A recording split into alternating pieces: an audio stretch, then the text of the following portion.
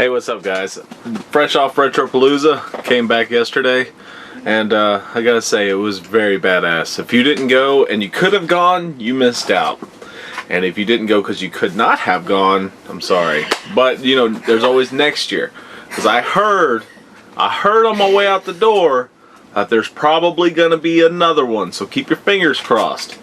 And Boogie was amazing. I did not expect to really be able to actually have a one-on-one with him, but I was lucky enough, and I caught him because he, you know, he's a very busy guy, and he was nice enough to answer a couple questions I had, because you all know how much I love Nintendo, well, obviously, and Super Nintendo, and I wanted to know what was a couple of his favorite NES and SNES games, and I enjoyed talking to him about that, because his SNES games weren't your average Zelda, Link to the Past, because you know that's one of mine, or Super Metroid, or one of your generic answers like that. I'm actually going to show you right now in the clip what he was saying about his Super Nintendo favorite. Here with Boogie right now, and I had a few questions about your retro love. Oh yeah, I played all this stuff when it was new, you know that, don't you? Yeah. I'm an old man. That's good, that's good. What do you want to know? What was your favorite Nintendo release? Oh man, Legend of Zelda gets a tie between the NES version of Legend of Zelda and Final Fantasy, the first one. Those two games changed my life. Very awesome games. What about Super Nintendo? Oh, for the Super NES, a lot of people question my desire to like video games when I say this. My favorite title was the SimCity port.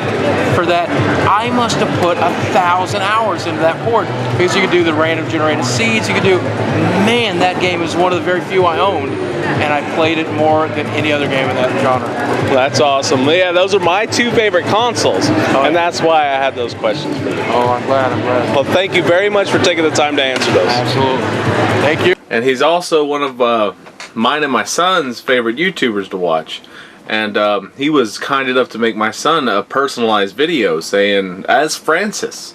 So, I mean, he is just one of a kind, man. One of a kind. You never run across somebody as generous as him, with his status at least. You know, that's just very rare. Very rare, and I'm very pleased to see that there's other people out there. Because I've run across some other big YouTubers, and they kind of like, meh.